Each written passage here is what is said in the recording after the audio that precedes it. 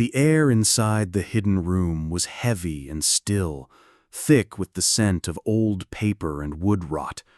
It was a time capsule, a space frozen the moment their father had left it. A single dusty desk sat in the center, a chair pulled back as if he had just stood up. The silence was louder than any noise, a physical weight that pressed down on Liam and Ethan, making it hard to breathe. They stood in the doorway, their gazes fixed on the scene before them, a world of untold secrets. Liam's heart was pounding. This was it, the answer to the mystery, the truth behind their father's legacy. He stepped inside, his footsteps muffled by the thick layer of dust on the floor. He walked over to the desk, his eyes drawn to a leather-bound journal. He picked it up, his fingers tracing the gilded letters on the spine. It was their father's journal, filled with his spidery handwriting. Ethan followed him, his face a mask of cold suspicion. "Don't tell me this is another one of your wild goose chases, Liam. We have a company to sell." Liam ignored him. He opened the journal and began to read, his voice a low, trembling whisper that echoed in the silent room. He read about the early days of the company, about the partnership with a man named Marcus. The entries spoke of friendship and big dreams, of a shared vision for a new kind of community. The project was called The Sanctuary, a community built on sustainable principles, a place where people could live in harmony with nature. But as Liam read on, the tone of the entries changed. They became more frantic, more desperate. The father wrote about a financial crisis, about a crippling debt that threatened to bankrupt the company. He wrote about Marcus's refusal to sell his share, his unwavering belief in the project's integrity, even when it meant financial ruin. He wrote about the pressure from the banks, the threats from his creditors, and his growing fear of losing everything. Then he wrote about the deal, a deal that would save the company but would require a sacrifice. The entries became a confession, a brutal and honest account of his betrayal. He had falsified documents, he had doctored legal papers, and he had framed his own partner. He had stolen Marcus's share of the business, leaving him with nothing. The entries ended with a single devastating sentence: "I have damned myself and my family to save us from ruin." Liam's hand trembled, and he dropped the journal. It landed on the desk with a soft thud, a sound that seemed to shatter the silence. He looked at Ethan, his eyes wide with disbelief. He didn't just abandon it, he betrayed him. He betrayed Marcus to save the company. Ethan, who had been listening with a look of growing horror on his face, walked over to the desk. He picked up a folder that was lying open, filled with falsified legal documents. They were papers that had been doctored to show that Marcus had defaulted on his share of the project, that he had stolen money, and that he had run away. They were all lies. The signatures were forged, the dates were altered, and the story was fabricated. It was a cold, brutal, and calculated act of betrayal. "No," Ethan whispered, his voice filled with a quiet terror. "This can't be." He was a man of numbers, of logic, of predictable outcomes. But this was illogical. This was a betrayal of everything he had ever known. His father was a hero, a man who built a company with his own hands. He was a man of integrity, a man who would never do anything to harm anyone. But the papers in his hand told a different story. They told a story of a man who was so desperate, so afraid of losing everything, that he betrayed his own friend, his own partner. He looked at Liam, his face a mask of disbelief. "What have you done? You brought us here. You made us look. You made us see this." Liam shook his head, his eyes filled with tears. "I didn't make us see it. He did. He left this for us. He wanted us to find it." Ethan let out a bitter, humorless laugh. "He wanted us to find it? He wanted us to find out that he was a liar, a thief, a fraud? He threw the papers on the ground, his voice filled with rage. He wasn't a hero, Liam. He was a villain. And this company, this legacy, it's all built on a lie. Liam looked at the ground, at the scattered papers, his heart aching with a pain so deep it felt physical. His father was not the man he thought he was. He was a man with a secret that had been buried for years, a secret that had finally come to light. The sanctuary, the dream of a new community, was not a symbol of hope. It was a monument to a betrayal. And they, the sons of the betrayer, were left to face the consequences. They stood in the silent, dust-filled room, their eyes fixed on the scattered documents, their hearts filled with a shared sense of betrayal. The sun began its slow descent, painting the dusty horizon in fiery hues of orange and red. But the light did not reach the hidden room, a space that was now a tomb for their father's reputation. Liam and Ethan were still there, the silence between them a heavy, suffocating weight. Sophia's ultimatum hung in the air, a chilling echo that resonated with every beat of their hearts. They had a choice, and it was a choice that would define not just their future, but the very essence of their family. "This is insane," Ethan said, his voice a low, disbelieving whisper. He began to pace, his movements frantic and agitated. "We can't just give her the sanctuary. It's a money pit. It's worthless. The construction alone would cost a fortune. And what about the reputation? Who would buy homes from a company built on a fraud?" "It's not worthless," Liam said, his voice filled with a quiet, fierce conviction. "It's the heart of our father's dream. It's what he was so proud of. It's what he was willing to do anything to protect. We can finish it. We can make it a reality. We can show people that we are not our father, that we are better than that." "Better?" Ethan's laugh was bitter and humorless. "Are you out of your mind? You want to spend millions of dollars to build a ghost town for a woman we just met? For a woman who is trying to blackmail us? We sell the company. We get our money. We put this all behind us. That's the only logical choice." "There's nothing logical about this," Liam said, his voice rising with every word. "This isn't about numbers, Ethan. This is about morality, about what's right and what's wrong. Our father built a legacy on a lie. We have a chance to build our own legacy on the truth. We can't just run away from this. We have to face it. We have to make it right." "You want to face it?" Ethan's voice was filled with a cold, desperate pragmatism. "What will you tell people? Hey, our father was a fraud and we're just trying to clean up his mess. Do you think that's a good business strategy? No. We sell the company, we get our money, we get out of here. That's the only way to save ourselves." Liam looked at his brother, his heart aching with a pain so deep it felt physical. They were two sides of the same coin, two men with the same blood, but with completely different values. Liam believed in redemption, in the power of a second chance. Ethan believed in survival, in the cold, hard logic of the market. He was so focused on the bottom line, he had forgotten what it meant to be a man of honor. "What about our father's legacy?" Liam asked, his voice a low, dangerous growl. He wanted to be remembered as an honest man, a man of integrity. We can honor that. We can do what he couldn't. We can finish his dream.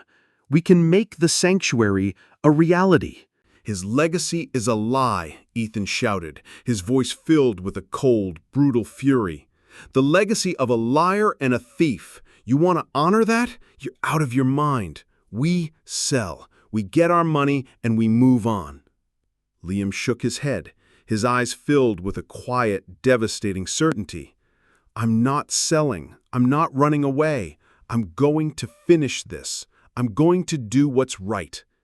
"And what about me?" Ethan asked, his voice filled with a quiet, desperate terror. What about me, Liam? Do you think I want to be a part of this? Do you think I want to be a part of this mess? You want to throw away everything our father built for some foolish dream. You're an idealist, Liam. You always were. And you're going to get us all killed." He stormed out of the room, his footsteps echoing in the silent, empty space. Liam was alone. He stood in the middle of the room, his eyes fixed on the scattered documents, his heart filled with a new, terrifying reality. He was alone in this. He had to face this alone. But he couldn't. He couldn't do this alone. He walked outside, the last rays of sunlight painting the world in a warm, gentle light. He looked at the sanctuary, the half-built city of his father's dreams. It was a monument to a betrayal, a lie, but it was also a symbol of hope. It was a promise that had been broken, but it was also a promise that could be kept.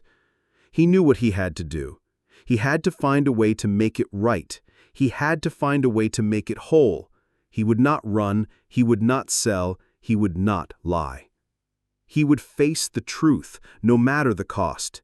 He would face the world, and he would build something new, something honest, something real.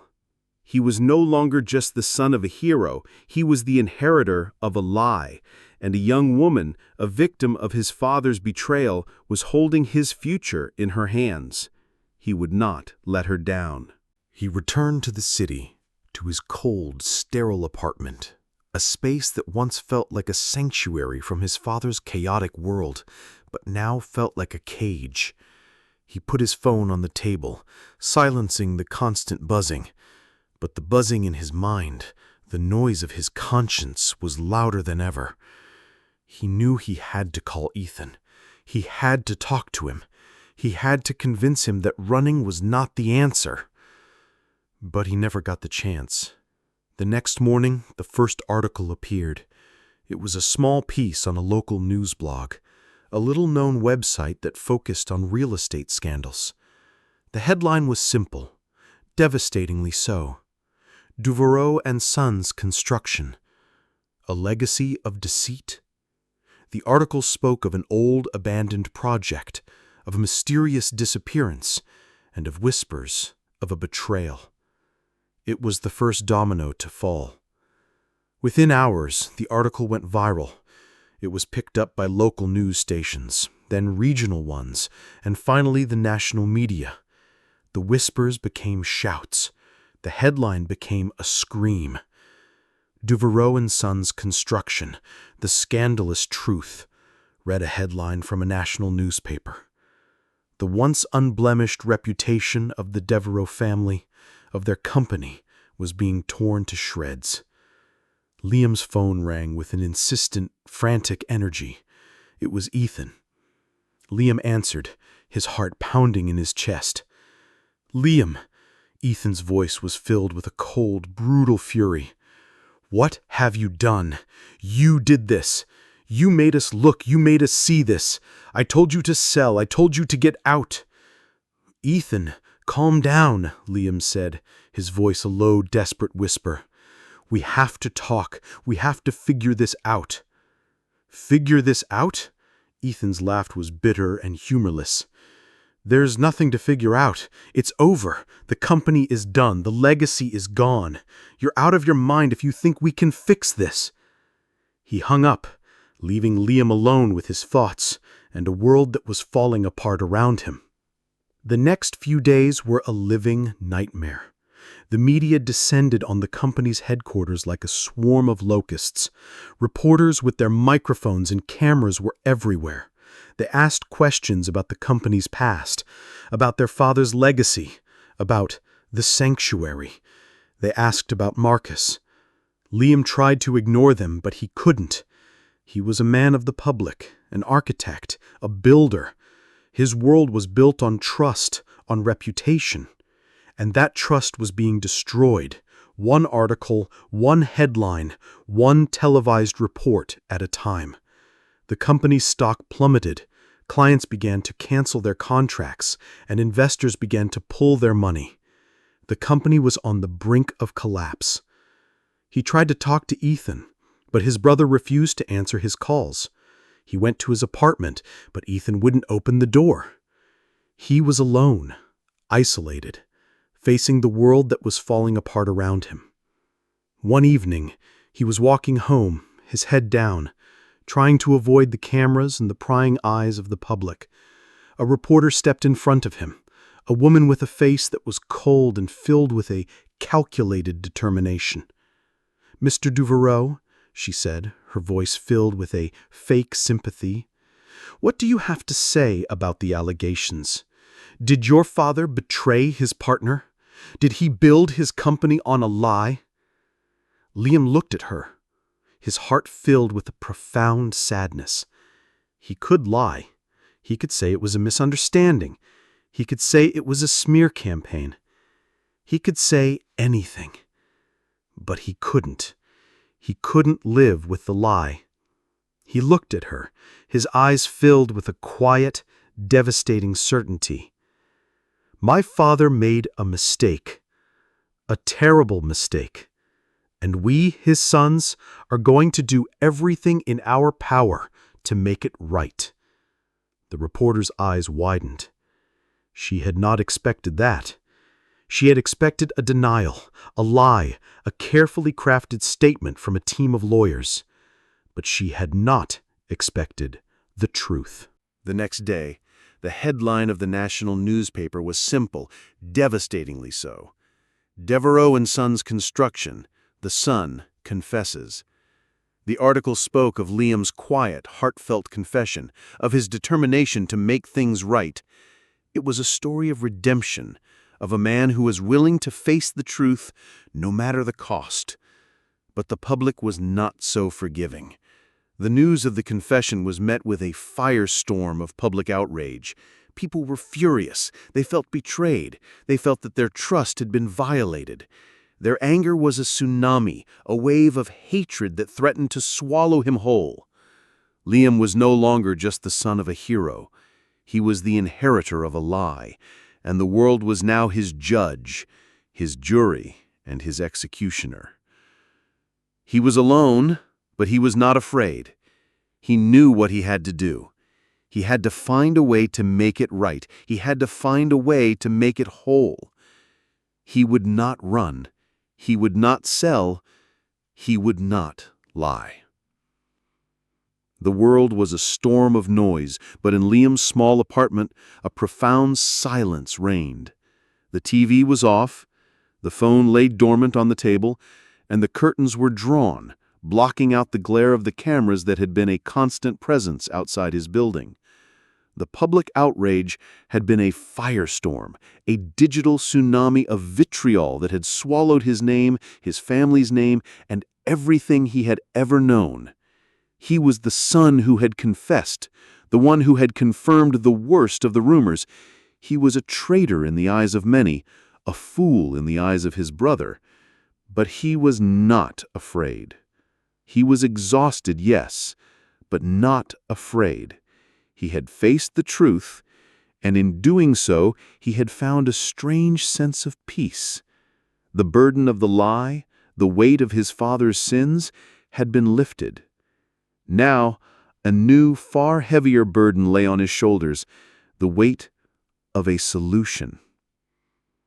He sat at his desk, surrounded by blueprints of the sanctuary. He had spent the last 2 days poring over them, searching for a path forward.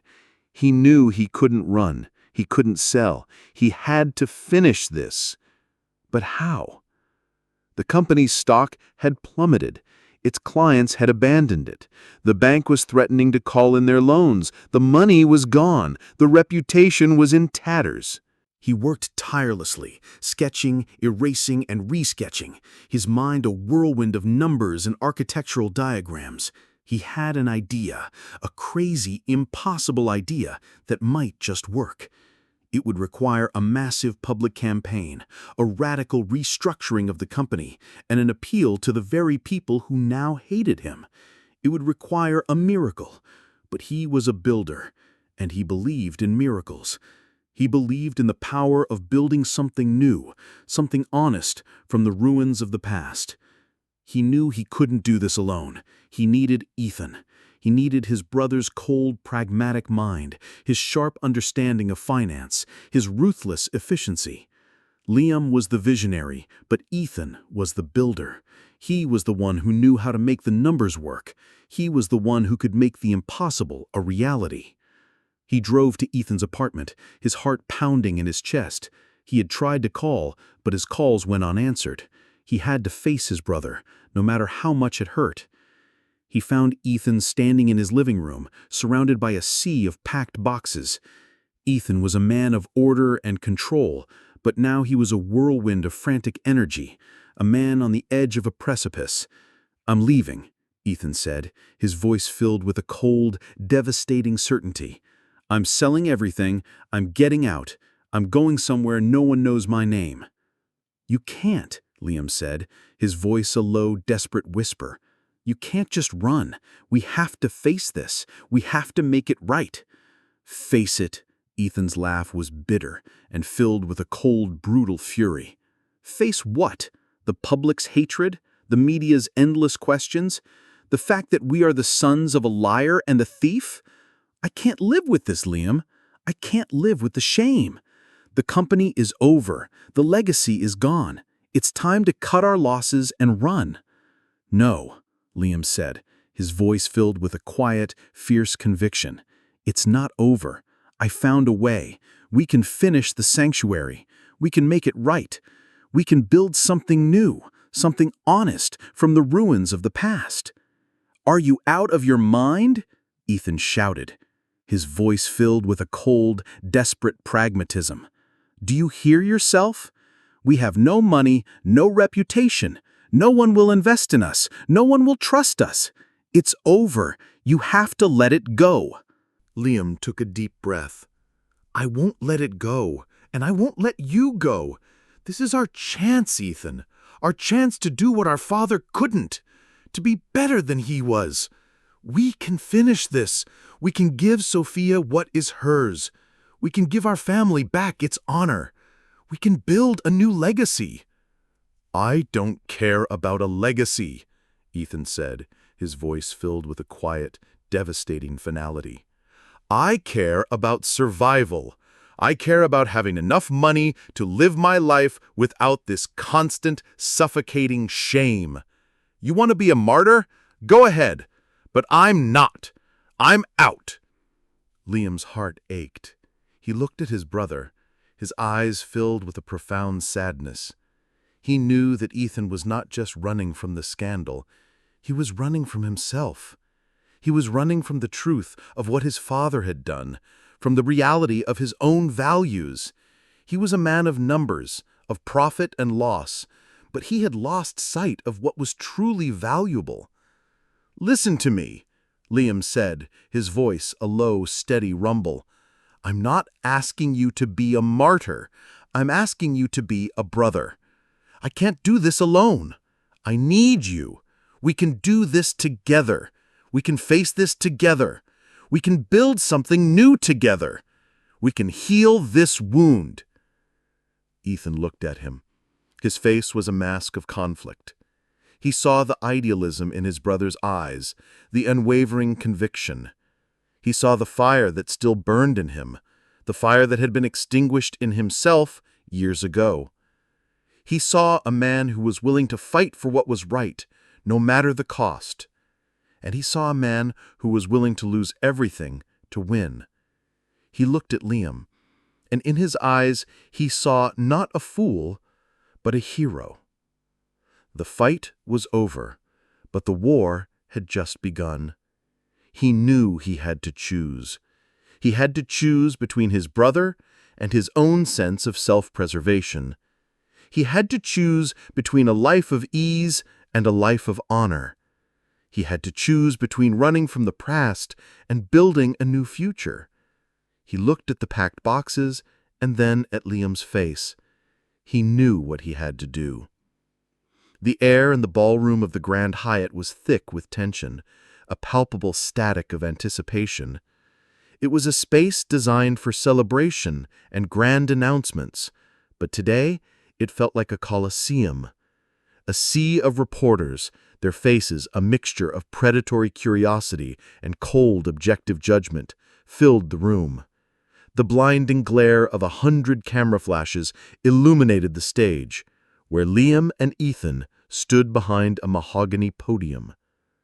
Liam was calm, his face a mask of quiet resolve. He was a man prepared to face a firing squad, a man with nothing left to lose but his honor. Ethan, in contrast, was a whirlwind of barely contained anxiety. His hands were clasped so tightly behind his back that his knuckles were white. He was a man on the edge, a man who had chosen to stay and fight, but was not yet convinced it was the right choice. A reporter, a woman with a sharp, cynical face, raised her hand. "Mr. Devereaux, what do you have to say about the allegations? Did your father, a man you presented as a pillar of integrity, build his empire on a lie? And what do you plan to do now that your company's reputation is in tatters?" Ethan stepped forward, a rehearsed response on his lips. His plan was simple: announce the sale of the company and move on. He was a numbers man, and the numbers didn't lie. The company was a liability, and cutting their losses was the only logical choice. He took a deep breath, ready to deliver the death blow to his father's legacy, to his own legacy. But then he hesitated. He looked at Liam, his brother standing beside him, his face filled with a quiet, unwavering conviction. He saw not just his brother, but the man he was trying to save. He thought of Liam's words from their fight. "I'm not asking you to be a martyr. I'm asking you to be a brother." The memory of their argument in his apartment flooded his mind. He remembered the anger, the frustration, the desperate terror of losing everything. But he also remembered Liam's face, a face filled with a profound, aching sadness. He had seen not just a fool, but a hero, a man who was willing to lose everything to win back his honor, a man who was willing to fight for what was right no matter the cost. He looked at Liam, and in his eyes he saw a fire he had long since extinguished in himself. He saw the idealism, the unwavering conviction. He saw a man who was willing to fight for their family, not for their fortune. A man who was willing to sacrifice everything for a cause he believed in. He had always seen Liam as a dreamer, a man with his head in the clouds. But now, in the blinding glare of the cameras, he saw a man with a clear vision, a man who was building something real from the ruins of their past. He looked at the packed room, at the expectant faces of the reporters, and the cold, calculating eyes of their rivals. He looked at his own hands, his own life. He had spent his entire life running from the past, hiding from the truth, building a life on a foundation of lies. He had been so focused on the bottom line, on the cold, hard logic of the market, that he had lost sight of what was truly valuable. He had lost sight of what it meant to be a man of honor. He had lost sight of his brother. He looked at Liam, and in his eyes he saw a silent moment of understanding passed between them. The fight was over, but the war had just begun. He knew he had to choose.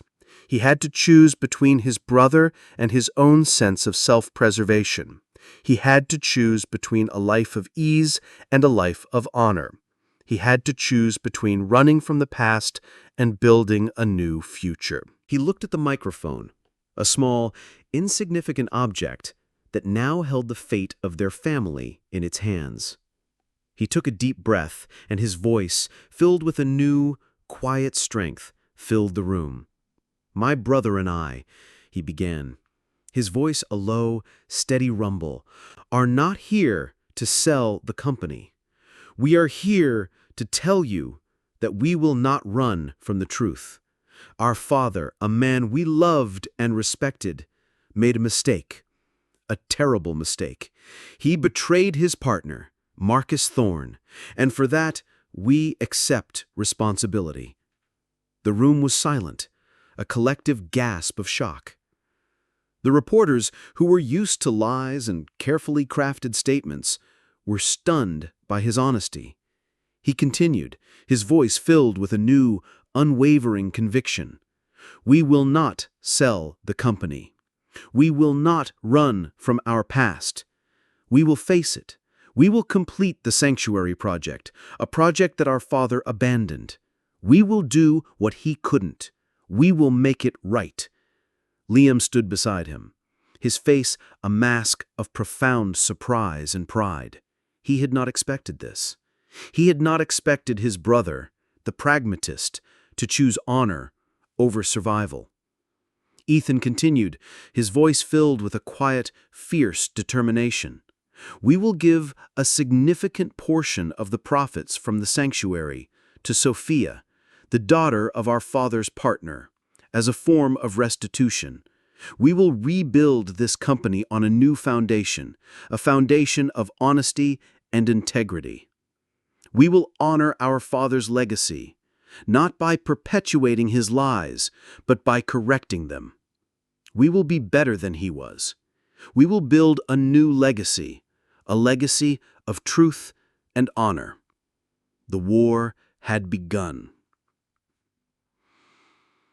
The ballroom, moments ago a vortex of questions and flashing lights, was now just a silent, cavernous space.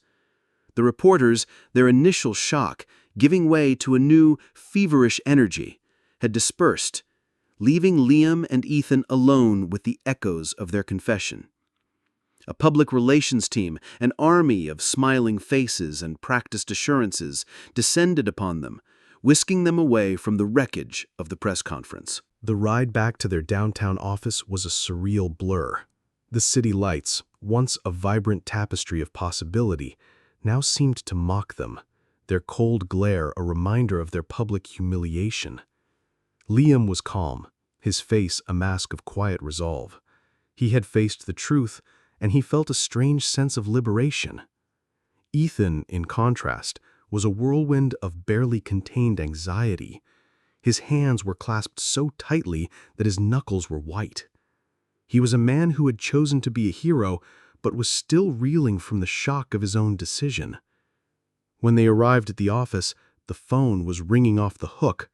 The front desk was a chaotic scene of media requests, angry clients, and frantic investors. Ethan stood in the middle of the chaos, his face a mask of disbelief. "What have we done?" he whispered, his voice filled with a profound sense of fear. "We're ruined. We've lost everything. I should have just sold the company when I had the chance." Liam took his brother's arm, his grip firm. "We haven't lost anything yet," he said, his voice a low, steady rumble. "We've found our honor, and that's something worth more than any profit." They retreated to their father's office, a space that once symbolized the weight of a legacy, but now felt like a refuge. They sat in the silence, the chaos of the outside world a muffled roar. Liam broke the silence. "I know this isn't what you planned, but I'm proud of you, Ethan. You made the right choice." Ethan ran a hand through his hair, a gesture of profound frustration. "The right choice? The numbers don't lie, Liam. We're bleeding money. The company is on the brink of collapse. There's no way we can finish the sanctuary. No one will invest in us. No one will trust us." "You're wrong," Liam said, his voice filled with a quiet, fierce conviction. "The numbers are just part of the story. The rest of the story is about trust, about integrity, about a man who was willing to lose everything to do the right thing." The next few hours were a living nightmare. The media descended on the company's headquarters like a swarm of locusts. Reporters with their microphones and cameras were everywhere. They asked questions about the company's past, about their father's legacy, about the sanctuary. They asked about Marcus. Liam tried to ignore them, but he couldn't. He was a man of the public, an architect, a builder. His world was built on trust, on reputation. And that trust was being destroyed. One article, one headline, one televised report at a time. The company's stock plummeted. Clients began to cancel their contracts, and investors began to pull their money. The company was on the brink of collapse. He tried to talk to Ethan, but his brother refused to answer his calls. He went to his apartment, but Ethan wouldn't open the door. He was alone, isolated, facing the world that was falling apart around him. One evening he was walking home, his head down, trying to avoid the cameras and the prying eyes of the public. A reporter stepped in front of him, a woman with a face that was cold and filled with a calculated determination. "Mr. Devereaux," she said, her voice filled with a fake sympathy. "What do you have to say about the allegations? Did your father betray his partner? Did he build his company on a lie?" Liam looked at her, his heart filled with a profound sadness. He could lie. He could say it was a misunderstanding. He could say it was a smear campaign. He could say anything. But he couldn't. He couldn't live with the lie. He looked at her, his eyes filled with a quiet, devastating certainty. "My father made a mistake," he said, his voice a low, steady rumble. "A terrible mistake. And we, his sons, are going to do everything in our power to make it right." The reporter's eyes widened. She had not expected that. She had expected a denial, a lie, a carefully crafted statement from a team of lawyers. But she had not expected the truth. The next day, the headline of the national newspaper was simple, devastatingly so. "Devereaux and Sons Construction. The son confesses." The article spoke of Liam's quiet, heartfelt confession, of his determination to make things right. It was a story of redemption, of a man who was willing to face the truth, no matter the cost. But the public was not so forgiving. The news of the confession was met with a firestorm of public outrage. People were furious. They felt betrayed. They felt that their trust had been violated. Their anger was a tsunami, a wave of hatred that threatened to swallow him whole. Liam was no longer just the son of a hero. He was the inheritor of a lie, and the world was now his judge, his jury, and his executioner. He was alone, but he was not afraid. He knew what he had to do. He had to find a way to make it right. He had to find a way to make it whole. He would not run. He would not sell. He would not lie.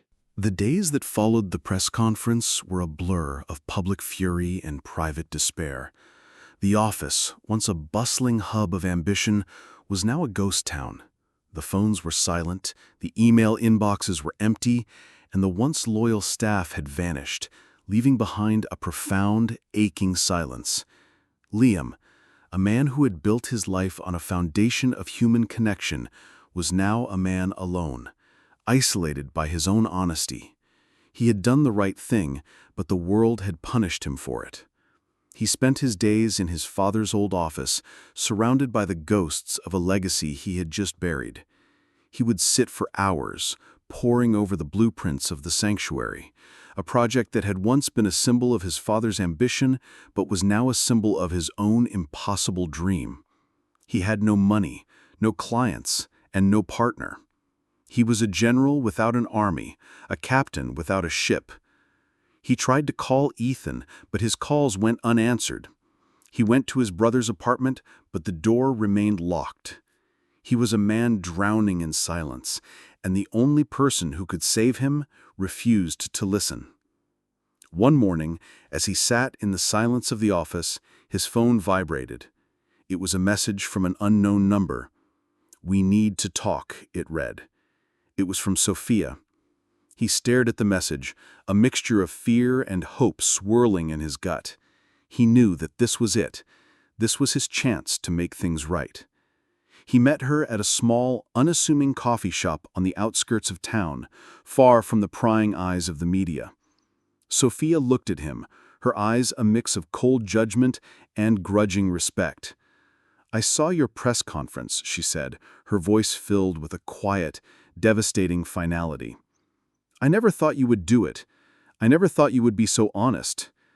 I had to, Liam said, his voice a low, steady rumble. I couldn't live with the lie. Sophia stared at him, her eyes filled with a new, quiet understanding. My father, he was a good man, she said, her voice filled with a profound sadness. He worked his entire life for that project. It was his dream. And your father, he took it all. He took everything. He took my father's life. Liam's heart ached. He knew that nothing he could say would ever make things right, but he had to try. I know, he said, his voice filled with a quiet, compassionate understanding. I'm so sorry. I know that an apology is not enough, but I want to do more. I want to finish what my father started. I want to build the sanctuary, and I want to give you what is yours.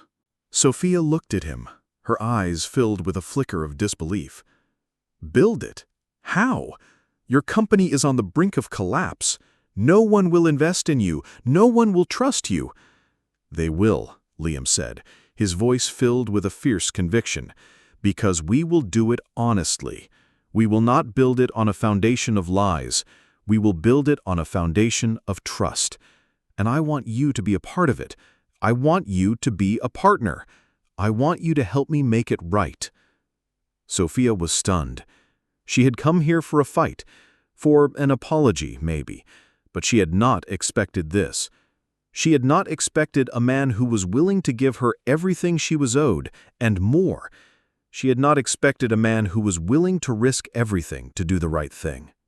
She looked at him, and in his eyes she saw not a liar, but a man of honor. She saw a man who was building a new legacy, a legacy of truth. She saw a man who was worthy of her trust. She looked at him, and she knew what she had to do. I can help you, she said, her voice a low, steady whisper. I have my father's old blueprints, his notes. I know his vision. I know his dream. I can help you build the sanctuary. I can help you make it right. They spent the next few days working together, their minds a whirlwind of ideas and numbers. They were two people from two different worlds united by a common purpose. They were building something new, something honest from the ruins of the past. They found an investor who believed in their vision. They found a team of architects who were willing to work for them for a fraction of their salary. They found a team of builders who were willing to work for them for the honor of it. But something was still missing. They were two people, but they were not a team. They needed Ethan. Liam went to Ethan's apartment. The door was still locked, but he didn't leave. He sat on the doorstep, a silent vigil. He waited. He waited for hours. He waited for a day. He waited until the sun set, until the night was black, until the stars appeared in the sky. And then he heard the door open. Ethan was standing in the doorway, his face filled with a mixture of anger, sadness, and exhaustion. "What do you want, Liam?" he said, his voice filled with a cold, devastating finality.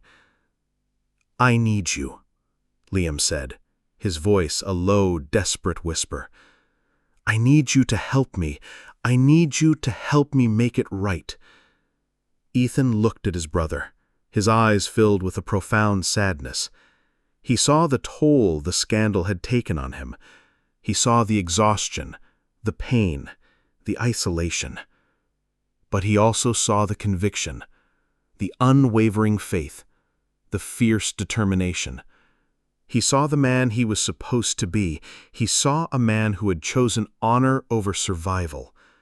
He saw a man who was willing to fight for his family.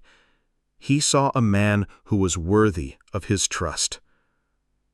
"What have you done?" Ethan said, his voice a low, steady rumble. Liam told him everything.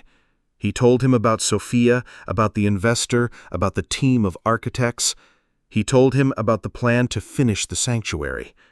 He told him about the plan to give Sophia what was hers. He told him about the plan to rebuild the company, on a new foundation, a foundation of honesty and integrity. Ethan listened in silence, his face a mask of conflict. He was a man of numbers, of profit and loss, but he had lost sight of what was truly valuable. He had lost sight of his brother. He looked at Liam, and in his eyes he saw a new kind of legacy, a legacy of truth. He looked at Liam, and he knew what he had to do. "Let's go," Ethan said, his voice filled with a quiet, fierce determination. "Let's go build a new sanctuary." The sun rose over the rolling hills of the California countryside, casting a golden light over the completed sanctuary. What was once a ghost town, a symbol of a man's betrayal, was now a thriving community. The half-built shells of concrete and steel had been transformed into beautifully designed homes, their clean lines and modern aesthetic a testament to Liam's vision. The abandoned spaces were now parks, their green grass and blooming flowers a symbol of life and renewal. The air, once heavy with the silence of abandonment, now buzzed with the sounds of children playing, of neighbors talking, of a community being born. Liam, Ethan, and Sophia stood together on a small hill overlooking the city. They were a team now, a family forged not by blood, but by a shared purpose. Liam, the architect, was finally building something real, something honest, and his face was filled with a quiet, profound joy. Ethan, the pragmatist, had found a new kind of profit, a profit that was measured not in dollars, but in honor, and his face was filled with a new, quiet pride. Sophia, the avenger, had found a new kind of peace, a peace that came not from vengeance, but from justice, and her face was filled with a new, quiet serenity. They had done what their father couldn't. They had faced the truth, embraced the shame, and built something new from the ruins of the past. They had not just finished a project, they had redeemed a legacy. Over the next few years, the story of the Devereaux brothers became a legend in the industry. Their company, now renamed New Legacy Builders, was known for its integrity, its honesty, and its quiet determination. They were no longer the sons of a liar, but the architects of a new kind of business, a business built on a foundation of trust.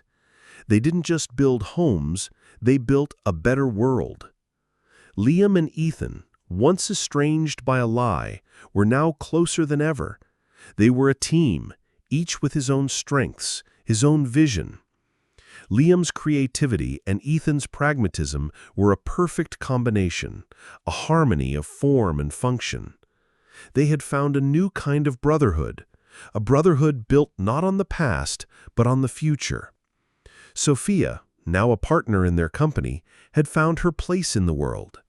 She had channeled her grief and her anger into something beautiful, something productive. She was no longer a victim, she was a creator. She had found a new kind of family, a family that was built not on blood, but on a shared sense of purpose. The final scene of their story was not a skyscraper in the city, but a simple open space on the outskirts of the sanctuary. Liam and Ethan stood there, looking at the city they had built, the setting sun painting the sky in fiery hues of orange and red. Sophia walked up to them, and together they looked at the city, a symbol of their redemption. "We did it," Liam said, his voice a low, steady rumble. "We did what he couldn't." "We did what we had to do," Ethan said, his voice filled with a quiet, fierce determination. "We chose honor over wealth. We chose truth over lies. And we found something more valuable than any inheritance." Sophia smiled, her eyes filled with a new, quiet understanding. "We found a new legacy," she said. The story of the Devereaux brothers was not a story about a betrayal. It was a story about the choices we make, about the battles we fight, about the legacies we build. It was a story about a man who chose to be a hero and a brother who chose to be a man. It was a story about a new kind of legacy, a legacy of truth. If you enjoyed this story, please subscribe to Stories by Peter Hubb.